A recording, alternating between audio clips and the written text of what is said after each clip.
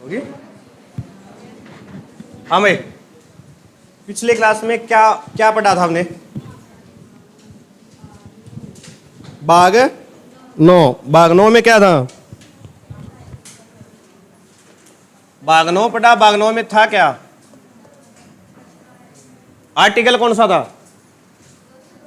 243। कहां से कैसे अने तक, यही था ना। और इसमें था क्या? पंचायत। क्या था भाई? पंचायत।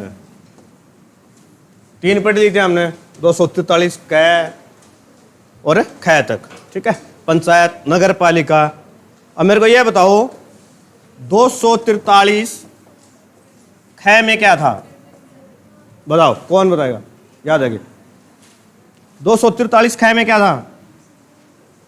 कॉपी में लिखे थे सरदार जी? क्या था? सहकारिता, कोऑपरेटिव बताया था ना मैंने, फिर भूल गए जल्दी है। सहकारिता।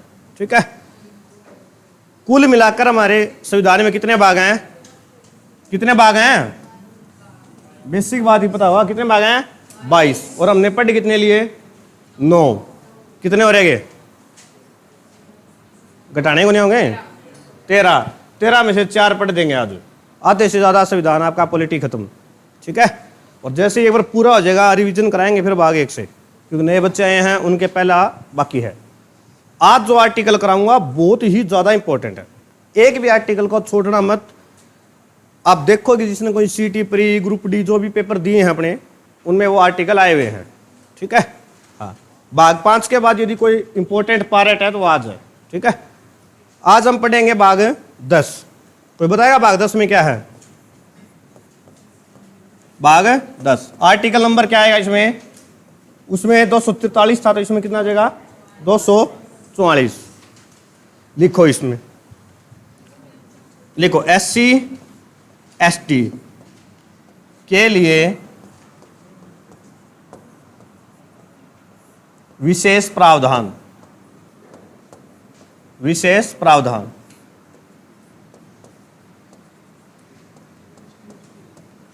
ठीक है भाई, SC और ST के लिए विशेष प्रावधान। SC ST के लिए अलग से कानून बनाया गया था। इसमें जितने संशोधन हुए हैं आपको मैं थोड़ा बाद में बताऊंगा, मोटी मोटी बात बता देता हूं। देख सबको सही रह गया? बड़े बड़े अक्षर अब तो पीछे, ज्यादा पीछे मत बैठा करो, कोशिश करा करो आगे बैठने की, आवाज क्लियर आओगी मेरी। मैं क्या खाऊं था हमने, बताओ पीछे बैठी तो। देखो क्या होता है, कोई इसका मतलब समझाएगा मेरे को? किस लिए कानून बनाया गया था? अनुसूचित जातियां और जनजातियों के लिए। क्यों? क्या होता है कि हमारे समाज है ना, SC ST दोनों के लिए है। गूगल कर लियो फौजी साहब, बाकी अभी बैठे हैं बता दें। संशोधन हुआ था, वो सारी चीजें मैं बता देता हूं क्यों हुआ था। देख, डिटेल में बताऊंगा तो समझ आ जाएगी। अब जैसे कोई भी उच्च जातियां हैं, वो इसलिए बनाया गया था, वो क्या करते थे, जितनी भी निम्न जातियां हैं, जैसे कोई दलित वर्ग है, ठीक है, गांधी जी ने हरिजन कहा था, उनको दबाने के लिए था। ठीक है, और वो अपनी शिकायत नहीं दर्ज करा पाते थे कहीं पे, उनको दबाया जाता था, शोषण होता था। अंबेडकर जी ने आरक्षण भी 10 साल का इसीलिए दिया गया था। ठीक है, तो पहले क्या है, मान लो आप FIR करते हो। देखो, आपको पुलिस का थोड़ा सा मैं प्रोसेस समझाता हूँ मैं। मान लो आपने मेरे पर केस किया, आप पुलिस स्टेशन गए, सबसे पहले लिखवाओगे FIR, first information report. Full form पता है, होनी भी चाहिए, पुलिस के एग्जाम में पूछ सकते हैं। ठीक है, FIR लिखवाओगे, लिख दी। अब क्या FIR करती मेरे को गिरफ्तार कर लेंगे? नहीं करेगा। फिर क्या होगा, पुलिस क्या बनाएगी? कैश डायरी बनाती है। क्या बनाती है? Cash diary. इसको बोलते हैं CD। इसको बनाता कौन है? IO। कौन है? IO। IO का मतलब क्या होता है? फौजी साहब आप तो बता दो, फील्ड सेम ही है अपने को, बता दो आप तो। IO क्या होता है? Investigation officer. क्या होता है? Investigation officer. CD क्या होती है? Case diary. लोग FIR में कुछ भी लिखवा देते हैं। मान लो संदीप है, संदीप के मैंने 5,000 रुपये खा लिए, मान के चलते हैं। संदीप गया FIR लिखवाने, बोला जी मेरे तो 50,000 खा लिए। सीधी सी बात है, लोग हमेशा बढ़ा चढ़ा के लिखते हैं। फिर आईओ क्या करेगा, लिखेगा, इसकी जांच करेगा कि मैंने इसके वास्तव में 5,000 खाए हैं या फिर 50,000 खाए हैं, ठीक है। और फिर उसके बाद वो बनाएगा चार्जशीट, ठीक है, क्या चार्जशीट। और जो भी चार्जशीट में लिखा जाएगा वो उसको आरोप माना जाएगा। उसने लिख दिए 5,000 तो 5,000 मान्य है, उसने लिख दिए 50 तो 50, और जब उसने लिख दिए 20 तो 20 मान्य है। समझ में आई? ये सारा प्रोसेस होता है। उसके बाद मामला जाता है कोर्ट में। कहाँ जाता है? कोर्ट में, कि यहाँ पर आप अपना फैसला सुलटो, ठीक है। तो ये सारा प्रोसेस होता है, उठाते नहीं है। इसमें कानून में यह बनाया गया कि जैसे ही कोई भी SC ST का मुकदमा लगता है तो उसको तुरंत गिरफ्तारी होगी। क्या होगी? तुरंत गिरफ्तार। क्योंकि जो ऊंची जाति के लोग हैं पावरफुल हो गए हैं, पुलिस वगैरह में इतनी जान पहचान होती है। ये मान लो मेरी कहीं जान पहचान है तो मेरे पे कोई केस करो, वहां से क्या होगा, बच जाऊंगा मैं, ठीक है। लेकिन यदि पुलिस उठा ही लेगी, मेरे को कॉन्टैक्ट ही नहीं करने देगी, तो मैं कैसे बचूंगा? तो तुरंत इसमें क्या होती है? गिरफ्तारी होती है। एक ये SC ST, एक होता है पोक्सो एक्ट, सुना होगा उसके बारे में भी ना। किसी महिला का रेप होता है, वो कंप्लेंट करती है तो तुरंत उठा लिया जाता है। यदि रात के 2 बजे कंप्लेंट होती है तो 2 बजे उसको उठाया जाएगा। समझाएंगे?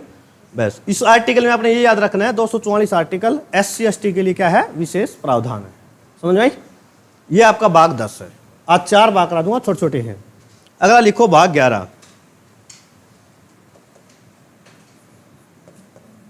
इसमें कोई समस्या है किसी को? नहीं है ना? हाँ,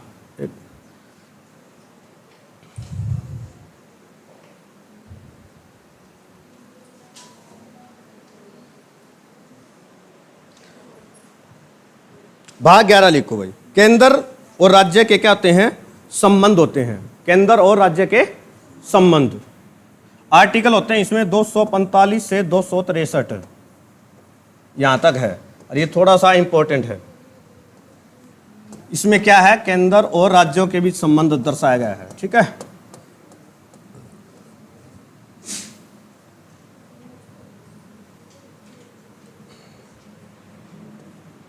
राज्य के बीच संबंध,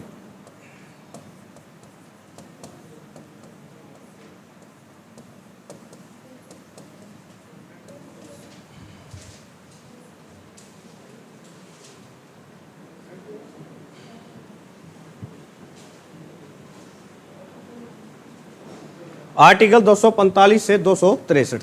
तो इसमें 3-4 आर्टिकल हैं जो इंपॉर्टेंट है, ठीक है। एक तो है आर्टिकल 249, लिखो।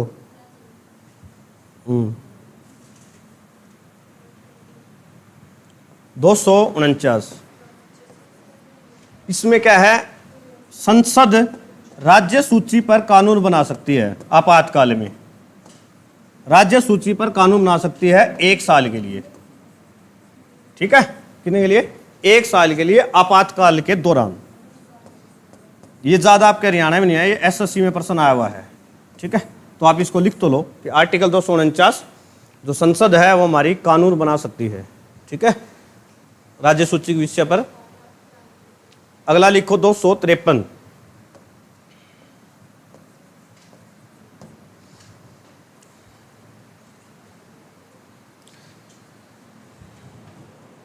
में होती है आपकी अंतर्राष्ट्रीय संधि। अंतर्राष्ट्रीय संधि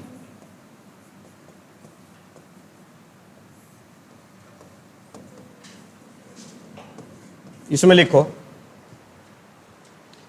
केंद्र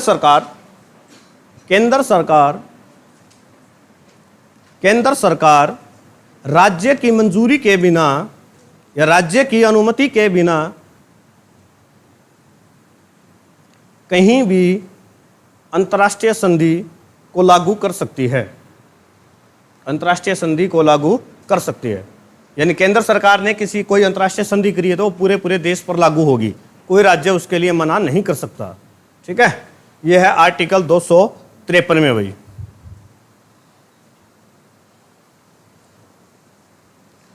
अगला आर्टिकल लिखो 262। इनमें से कोई बात समझ ना आए, कुछ भी पूछना हो मन टोक लिया करो, पूछ लिया करो साथ के साथ, ठीक है। इसमें लिखो नदियों को राज्य सूची में शामिल करना।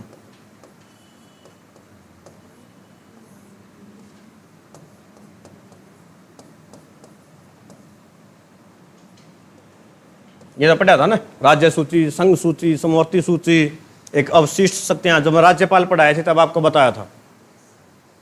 और यहाँ पे बहुत गड़बड़ होगी ये, ठीक है। ये कह लो कि गलती होगी, संविधान लिखे उस समय जो नदियां हैं ना, इनको राज्य सूची में डाल दिया तो कितना बड़ा विवाद है। हरियाणा और पंजाब में भी एक विवाद है, सुना नाम SYL का? क्या है ये? फुल फॉर्म बताओगे? सतलुज यमुना लिंक। क्या है इसमें कि पंजाब है, हरियाणा को पानी नहीं दे रहा है ना? क्यों? पंजाब का राज्य सूची का विषय है, ठीक है। यदि ये विषय समवर्ती में होता तो इस पे कानून कौन बनाता? राज्य भी बनाता और केंद्र भी। और लागू किसका होता? केंद्र का। तो केंद्र कह देता कि पानी दो तो उनको देना पड़ता, ठीक है। ऐसे कर्नाटक और तमिलनाडु का विवाद है कावेरी को लेके, ठीक है। वहां पे भी यही समस्या है कि राज्यों में क्या है, डिफरेंस आ रहे हैं बहुत ज़्यादा।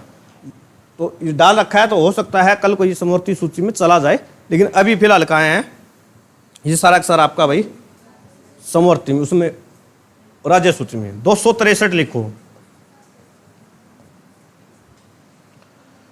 अंतरजातीय परिषद, अंतरजातीय परिषद,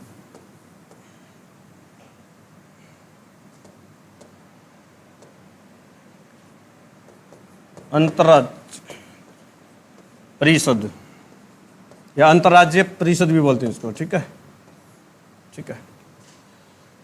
ये जरूरी इस आर्टिकल की सबसे ज्यादा, एक 262 और एक 263, क्योंकि संबंध जो दर्शाया गया वो 263 में है। इसमें क्या होगा कि एक परिषद बनाई गई, ठीक है। इसके अंदर सदस्य कौन कौन होते हैं? देखो मैं दोनों, इसके अंदर एक होता है PM, एक होता है कैबिनेट मंत्री,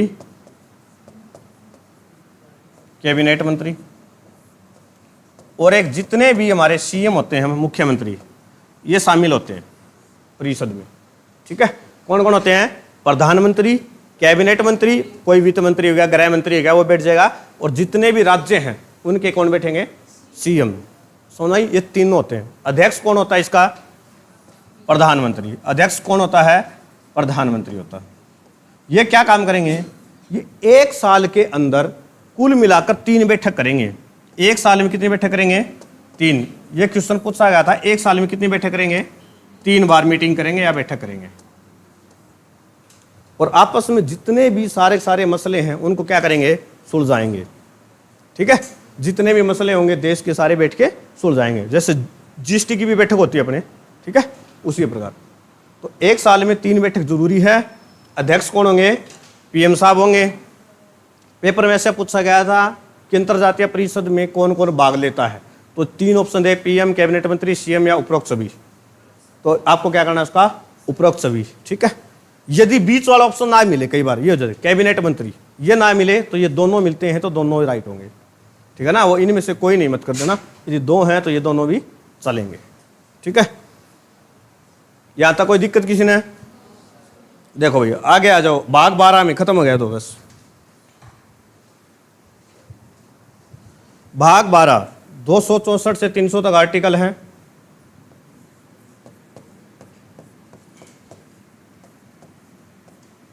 और इसमें क्या है? धन संपदा, धन संपदा, ठीक है। क्या इसमें? धन संपदा। 300 क्या है तो सब ने पढ़ रखा हुआ, ठीक है ना। आज वो भी कवर हो जाएगा। भाग 12 धन संपदा से संबंधित सारे मामले हैं। अब इसमें इंपॉर्टेंट आर्टिकल आता है 265। 265 इसमें क्या आता है? टैक्स। क्या आता है? टैक्स। एक लाइन लिखो, बिना संसद में पारित हुए कोई भी टैक्स या कर नहीं लगा सकते, ठीक है। जब तक संसद में पारित नहीं होगा कोई टैक्स नहीं लगेगा। अब हर साल बजट प्रस्तुत किया जाता है, इस साल भी अब किया जाएगा जुलाई में भी, ठीक है। पहले तो अंतरिम बजट था, तो बजट को क्या है, पहले पेश करेंगे वित्त मंत्री और फिर उसको संसद में पास किया जाएगा। क्यों, बजट में क्या होता है, टैक्स की लेवल होते हैं वो कम ज़्यादा होते हैं, ठीक है। तो बिना संसद में पास करे कोई भी टैक्स या कर को घटाया या बढ़ाया नहीं जा सकता, ठीक है। अगला आर्टिकल लिखो 266, ये बहुत जरूरी है, ये है संचित निधि। संचित निधि, इसका नाम तो बहुत बार सुना होगा सबने, क्या होती है बताओ कोई? हाँ, ये संचित निधि का खाता होता है आरबीआई में। कहाँ होता है आपका? आरबीआई में। जितना भी देश का पैसा है, यो पेन खरीदा हमने 10 रुपये का, 5 रुपये टैक्स लगा, 5 रुपये टैक्स कहाँ जाएगा? संचित निधि में, ठीक है। जितने भी जिसको वेतन दिए जाते हैं, जज वगैरह है, कोई भी है, सबको कहाँ से? संचित निधि में, ठीक है। जितना भी कोई प्रॉफिट है, सरकार का कोई भी प्रॉफिट आ गया, 2-3 चीज़ें लिख दो, प्रॉफिट है, टीडीएस है, टैक्स है, ठीक है। ये सारा का सारा जो पैसा है वो कहाँ जाएगा? संचित निधि में। और इसको संभालता कौन है? आरबीआई, ठीक है। आरबीआई बना कब था वैसे? 1 अप्रैल 1935 को, ठीक है। ये सारा का सारा पैसा है यहाँ जाएगा, हजारों करोड़ों रुपए जितने हैं, सारा देश यहाँ से चलता है। अब मान लो पैसों की जरूरत पड़ जाए, कोई बाढ़ आ गई यहाँ पे हरियाणा में ही, ठीक है, बाढ़ आ गई, पैसे चाहिए, तो वो पैसे कहाँ से मिलेंगे? हमें संचित निधि से। लेकिन इससे पैसा निकालना थोड़ा मुश्किल है। क्यों है? क्योंकि जब तक संसद में विधेयक पास नहीं होगा तब तक इसमें से पैसे निकाल नहीं सकते। और संसद ऐसी चीज है जो 24 घंटे नहीं चलती, ठीक है। जैसे अब है, अब क्या संसद चल रही है? नहीं चल रही। लेकिन बाढ़ आ जाए या कुछ और दिक्कत हो, कोई अटैक कर दे, तो पैसा चाहिए। तो इसी बात को ध्यान में रखकर एक चीज और बनाई गई थी आर्टिकल 267 में। नाम बताओ कोई? आकस्मिक निधि। आकस्मिक निधि,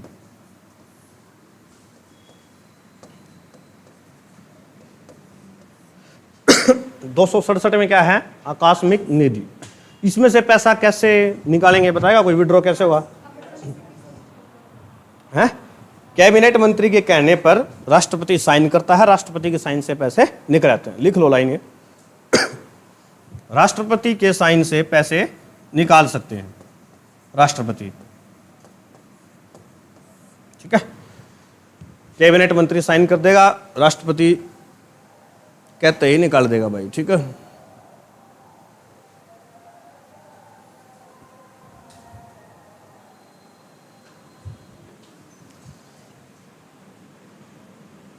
आगे चलें। अब आ जाओ आर्टिकल 275 पे। ये थोड़ा जरूरी इसलिए है क्योंकि नई नई सरकार बनी है और इसकी मांग थोड़ी ज़्यादा उठ रही है, खास तौर पर लेके बिहार को लेके, ठीक है।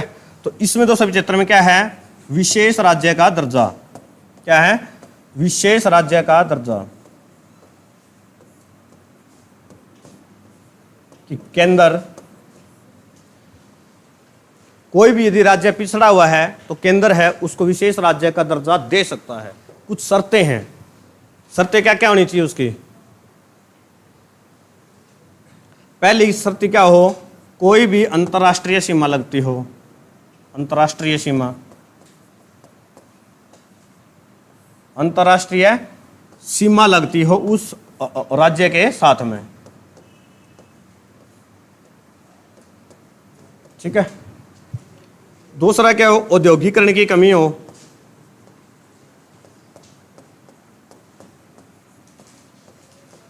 औद्योगिकरण की कमी मतलब कृषि पर क्या हो? आधारित हो ज्यादातर।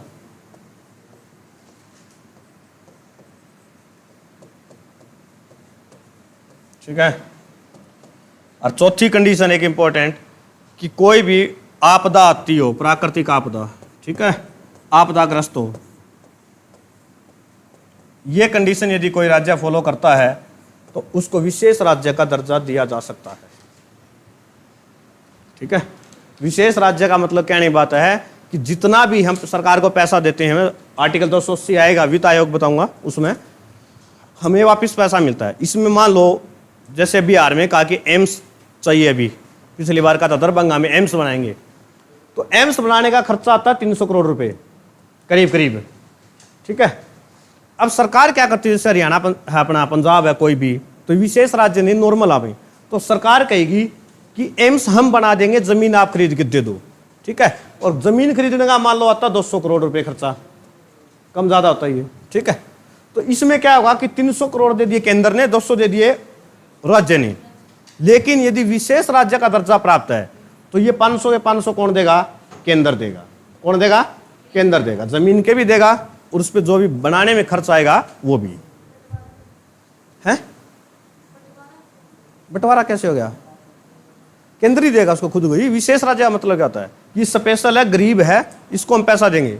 यदि गरीब ना होता तो उसको विशेष राज्य दर्जा क्यों देते, समझे। बंटवारा अब करेंगे, 280 में कर देंगे बंटवारा, ठीक है। हाँ, ज्यादा एडवांस हो गई, यहां तक समझ आई भाई।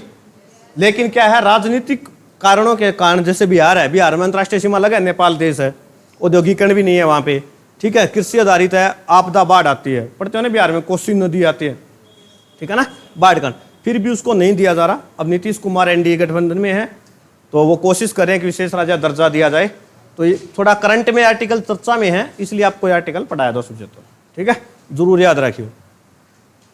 इसके बाद आता है आर्टिकल 280, ये आपका इंपॉर्टेंट है भाई।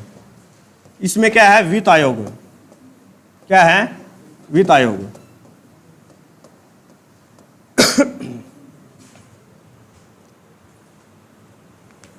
वित्त आयोग कोई पता है क्यों बनाया गया, कब बना,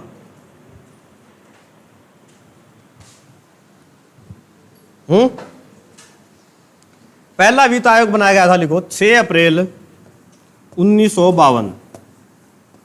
6 अप्रैल 1952 को पहला वित्त आयोग बनाया गया, ठीक है। लिखो 5 साल के लिए बनाया जाता है। कितने साल के लिए, 5 साल के लिए बनाया जाता है। और इसके पहले अध्यक्ष कौन थे, ये बात पेपर में पूछी गई है। पहले जो इसके अध्यक्ष थे वो थे केसी नियोगी, केसी नियोगी, ठीक है। और वर्तमान में जो वित्त आयोग चल रहा है वो चल रहा है आपका 15वां, कौन सा, 15वां, 2021 से लेकर 2026 तक चलेगा, ठीक है। और इसके अध्यक्ष कौन है, नंद किशोर सिंह, तो हम लिखते हैं NK सिंह, पहले तो इतनी बात लिखो, ठीक है।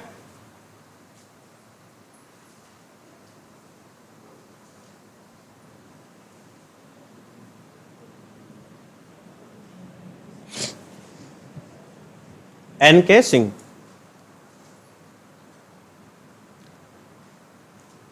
और इसकी नियुक्ति कौन करता है, नियुक्ति और बताओ, नियुक्ति और लिखो,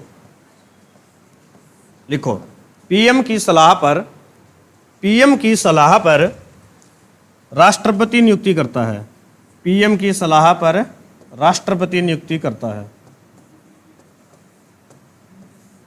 ठीक है। पीएम की सलाह पर राष्ट्रपति नियुक्ति करता है, कितने साल के लिए, 5 साल के लिए, ठीक है। किस लिए बनाया गया वित्त आयोग, लिखो एक लाइन और, वित्त आयोग का कारण क्या है बनाने का, देश में पैसों का, या कर लिख लो, टैक्स लिख लो, पैसों का बंटवारा सही ढंग से करने के लिए वित्त आयोग का गठन किया गया था, ठीक है। पैसों को सही ढंग से बांटने के लिए वित्त आयोग का गठन किया गया था।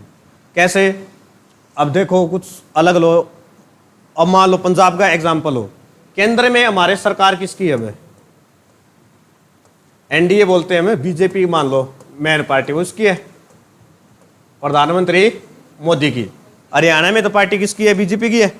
तो हम एग्जाम्पल लेते हैं पंजाब का, पंजाब पे आ जाओ। पंजाब में किसकी सरकार है, आम आदमी पार्टी की, आपकी है केजरीवाल साहब, भगवंत मान है वहां के वैसे तो, ठीक है।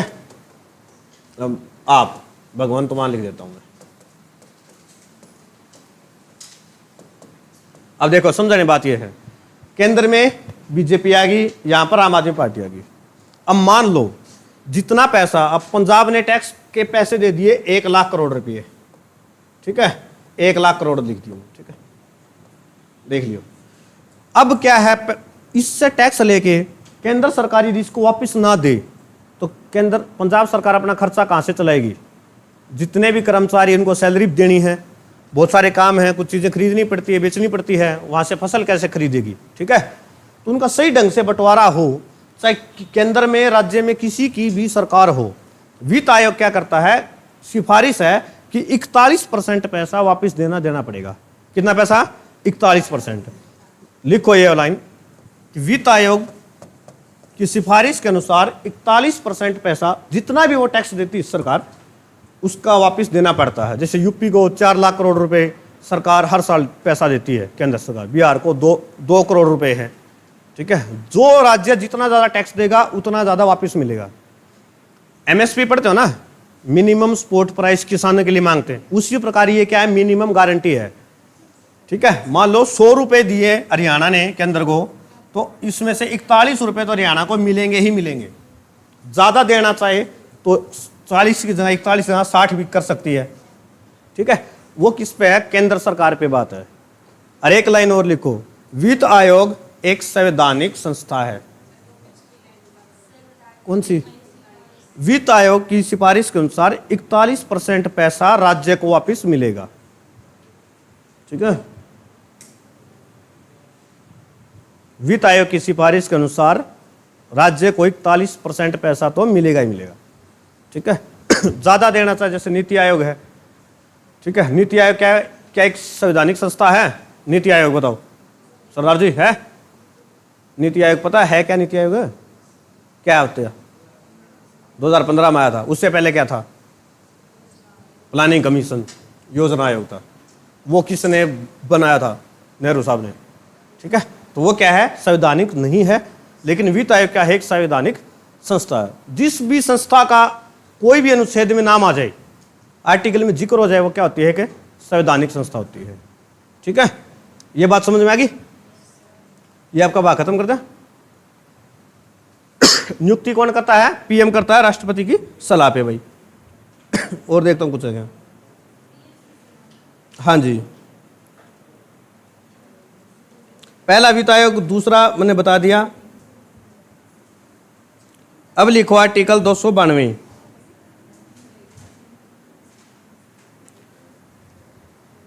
दो 292 एक से हैं। देखो,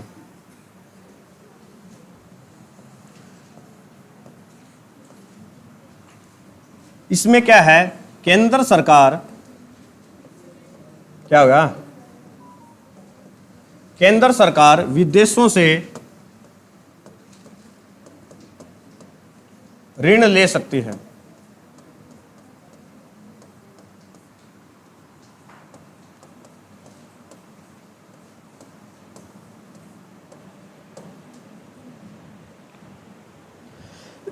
केंद्र सरकार विदेशों से ऋण ले सकती है। क्या हो गया?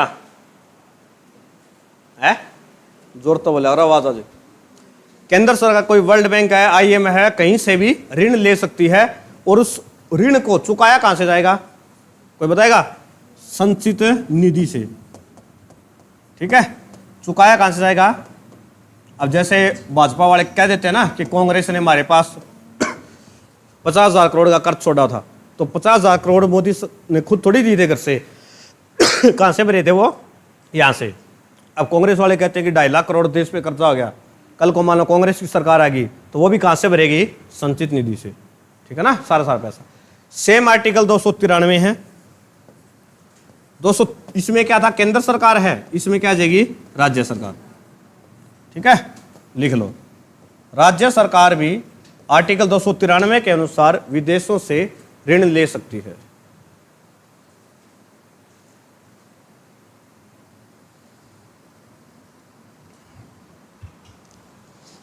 राज्य सरकार विदेशों से ऋण ले सकती है। इसके बाद आता आपका आर्टिकल 297। इसमें लिखो, खनिज संपदा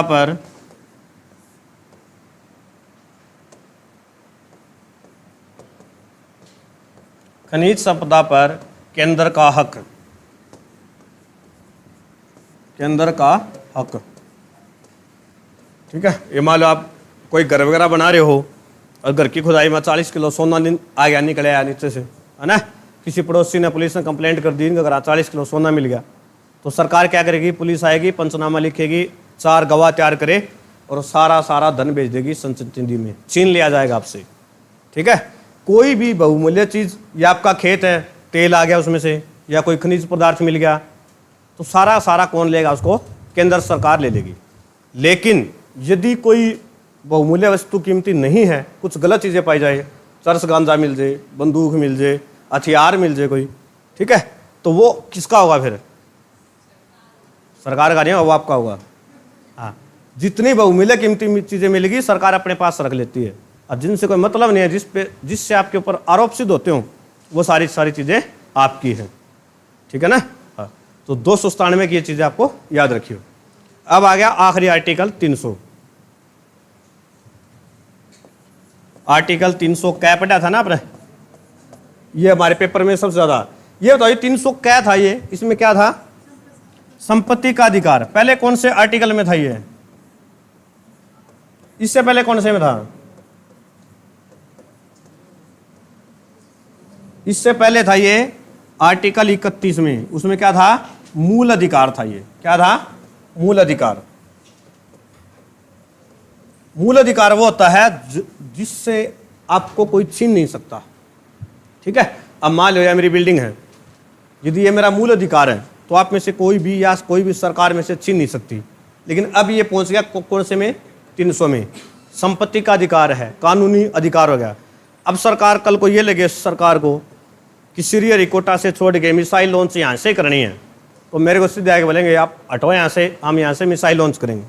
तो मेरे को ये कानूनी रूप से सरकार को देनी पड़ेगी, मैं रोक नहीं सकता इसको। समझ आई? और ये सिफारिश कब लागू हुई थी? ये संशोधन कब हुआ था? 44वां संविधान संशोधन कब हुआ था? 76 में हुआ था, बाद में को नहीं आया था कि 44वां संशोधन कब हुआ था भाई? 1978 में हुआ था। 1976 में तो 42वां हुआ था, जिसको मिनी संविधान भी कहते हैं। ठीक है, इसके तहत इसको 31 से निकालकर 300 में डाल दिया गया था।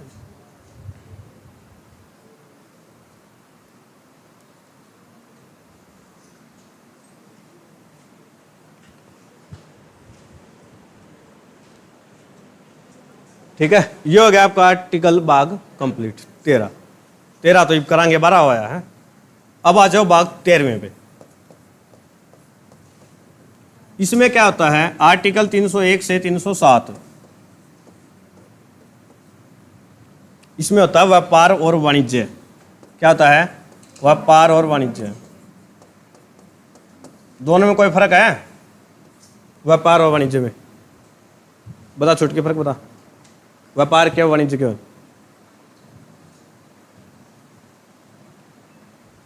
मेरा तो एक पेन खरीद के लाई, 10 पेन खरीद के लाई, उनको बेच दिया, ये क्या है?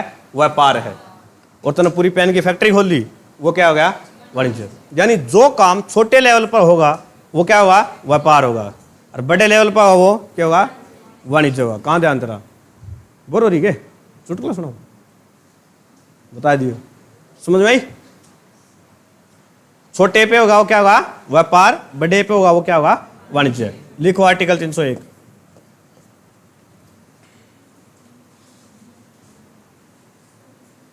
व्यापार वाणिज्य 301 में यही है।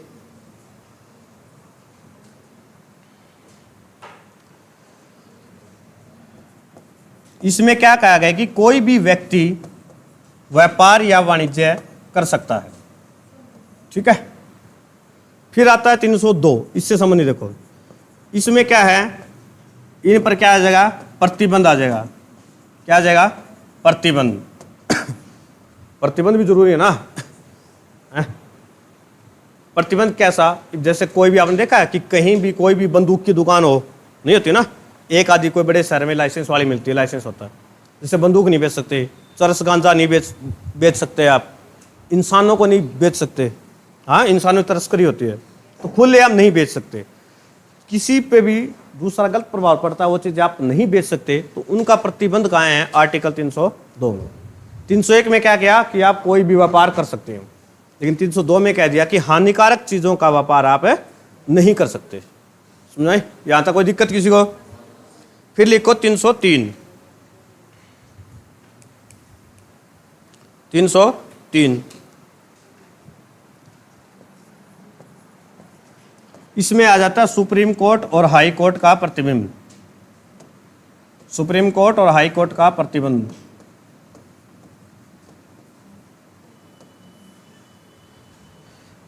अभी ऐसे होता है जैसे हिमाचल में सेब है, ठीक है, और हरियाणा यहाँ पे है, तो आप हरियाणा वाले न्यू कह देंगे हिमाचल वाले के सेब नहीं खावा आप।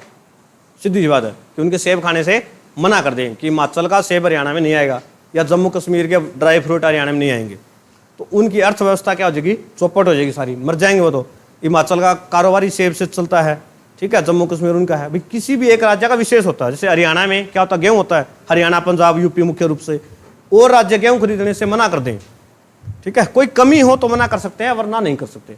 तो सुप्रीम कोर्ट हाई कोर्ट उसकी जांच करेंगे कि इन्होंने मना क्यों किया है। यदि नॉर्मली ही मना किया तो उसको क्या कर देंगे? प्रतिबंधित कर देंगे कि आप इनको ऐसे मना नहीं कर सकते, आपको ये चीजें खरीदनी ही पड़ेगी, लेन देन करना ही पड़ेगा, ठीक है।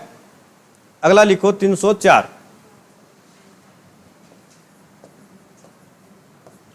इसमें आ जाता है राज्य राज्य का प्रतिबंध। राज्य राज्य का कि कुछ चीजें एक राज्य में बैन होती हैं, एक में क्या होती हैं? वैध होती हैं। इसमें लिख देता हूं मैं प्रतिबंध समझाने के लिए, इसमें लिख देता हूं वैध। और इनका एग्जाम्पल ले लो आप, पास पास के राज्य हैं, यहां से ले लो, बिहार से ले लो एक तो, या गुजरात का ले लो, चाहे बिहार और हरियाणा दोनों उठा लो अपने, ठीक है। अब देखो बिहार में क्या है? शराब बंद है, ठीक है, लेकिन हरियाणा में है क्या बंद? कौन है? पीते हुए देखो ना सारे सारे। इसमें क्या कहा गया कि यदि किसी भी सीमा में किसी भी राज्य ने कुछ चीजें बंद कर रखी है तो वो व्यक्ति कहाँ का भी हो वहां पे वो चीज अलाउड नहीं है, ठीक है। और वो व्यक्ति यदि हरियाणा के, मतलब बिहार का आदमी हरियाणा में आके शराब पी सकता है, हरियाणा का आदमी बिहार में जाके शराब नहीं पी सकता। मेन बात यह है, समझोगे कि उस सीमा के अंदर जिस राज्य में जो नियम लागू है वहां पे वो प्रतिबंध है तो प्रतिबंध है, चाहे दूसरे राज्य में लीगल ही क्यों ना हो। बिहार के पास स्टेट पड़ता है यूपी है, अब बिहार के कुछ लोग होते हैं बॉर्डर पार कराया, यूपी में गए, शराब पी के आगे। हाँ, हकीकत ऐसा है, तस्करी करते हैं, ठीक है, और नीचे नीचे सब चलता है, लेकिन मेन बात क्या है? बंद है। ऐसे गुजरात में बंद है। मान लो आप हरियाणा से हो, चंडीगढ़ से गुजरात के लिए जा रहे हो, अहमदाबाद जाओगे आप, तो फ्लाइट में जाते हो, फ्लाइट में देते हैं शराब पीने के लिए, दी जाती है, खाना पीना शराब साथ से। यदि आप अहमदाबाद उतर रहे हो तो आपको शराब नहीं देगा वो, या पटना जा रहे हो तो भी शराब नहीं देगा। क्यों? क्योंकि जैसे आप पिए हुए टून हो जाओगे और उतरोगे तो उतरते ही आपको पुलिस वहाँ की पकड़ लेगी, क्योंकि दोनों प्रतिबंध, मतलब ये नहीं कि बेचना बेचना मना है, पीना भी मना है, दोनों में ही सजा है, ठीक है। और यही आप मान लो हरियाणा से पंजाब जाओ तो आपको देंगे शराब, कोई इशू नहीं है, दिल्ली जाओ तो भी देंगे, क्योंकि वहाँ पे क्या है? प्रतिबंध नहीं है। समझा की बात? तो ये क्या है कि हर राज्य का अलग कंडीशन है कि इस राज्य में प्रतिबंध है तो प्रतिबंध मान्य होगा, यहाँ वैध है तो वैध मान्य होगा, चाहे वो व्यक्ति कहीं का भी हो, ठीक है। चलो अब आगे कोई समस्या है क्या? बता दियो, बस आज इतने करेंगे। कल आ जाएगा भाग 14। भाग 14 में क्या है मैं बता देता हूँ, मैं 11:15 हो गए। भाग 14 में कल पढ़ेंगे हम यूपीएससी। क्या आ जाएगा? यूपीएससी, ठीक है, अखिल भारतीय सेवा यूनियन पब्लिक सर्विस कमीशन, ठीक है, सारे एक साथ। पहले ये बताओ यहाँ तक कोई समस्या है? देखो ज्यादा आर्टिकल याद ना हो, जैसे ये भाग 13 के मैं बताता हूँ, हरियाणा के अंदर ये वाले आर्टिकल नहीं पूछे जाते, ये ऐसे, ये याद रखियो कि 301 में क्या है। मुख्य मुख्य आर्टिकल बताता हूँ कि ये क्या, ठीक है। एक आपको आर्टिकल याद रखना 300 का है, पता नहीं कितनी बार आ गया। 300 का याद रखना आपने, 292 आर्टिकल 280 याद, 300 से 280। कुछ आर्टिकल हैं जो जरूरी याद रखने हैं, 280 हो गया। 275 का याद रखना है, 266 और 67 इंपॉर्टेंट है, ठीक है।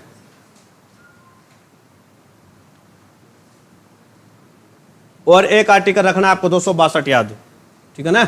ये इतने ये आर्टिकल आपको मैन याद रखने मुख्य मुख्य रूप से, समझा कि इसमें से 7-8 आर्टिकल याद रखियो, तो सारे ना रखियो।